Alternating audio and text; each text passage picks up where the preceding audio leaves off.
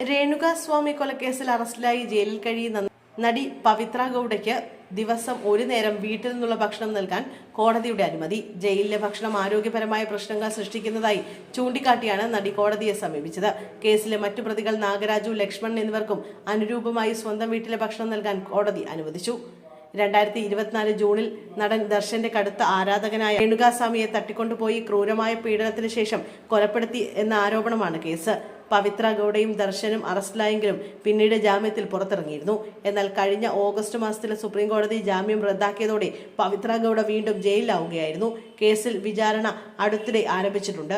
വർഷങ്ങളായി കന്നഡ സിനിമാ ലോകത്ത് വിവാദ ചർച്ചാവിഷയമാണ് ദർശൻ, തുകുദീപയും പവിത്ര ഗൌഡയും തമ്മിലുള്ള പ്രണയം.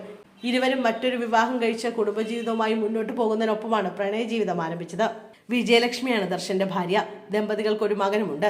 സഞ്ജയ് സിംഗ് ആണ് പവിത്രയെ വിവാഹം കഴിച്ചത്. ഇവരുടെ ബന്ധത്തിൽ ഒരു മകളുണ്ട്.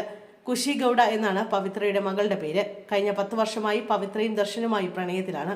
ഇക്കാര്യം തുറന്നു പറയുന്നതിൽ പവിത്ര ഒരിക്കലും മടി കാണിച്ചിട്ടുമില്ല. എന്ന് മാത്രമല്ല, ദർശന്റെ ഭാര്യ വിജയലക്ഷ്മിക്ക് തങ്ങളുടെ ബന്ധത്തെക്കുറിച്ച് അറിയാമെന്നും അവരുടെ സമ്മതപ്രകാരമാണ് ബന്ധം മുന്നോട്ട് കൊണ്ടുപോകുന്നതും വരെ പവിത്ര പറഞ്ഞിരുന്നു. എന്നാൽ ദർശന്റെ പ്രണയത്തെ ചൊല്ലി പവിത്രയും വിജയലക്ഷ്മിയും തമ്മിൽ വാക്പോരും നടന്നിട്ടുണ്ട്. ഇപ്പോൾ ഒരാളുടെ കൊലപാതകത്തിലും തുടർന്ന് ദർശന്റെയും പവിത്രയുടെയും അറസ്റ്റിലും കലാശിച്ചതും പ്രണയബന്ധത്തിന്റെ പേരിലാണ്.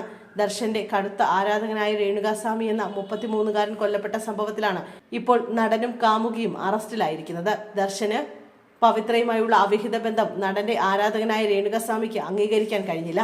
ഇതോടെ ഇയാൾ സമൂഹ മാധ്യമങ്ങളിലൂടെ പവിത്രയ്ക്കെതിരെ പ്രതികരിച്ചു.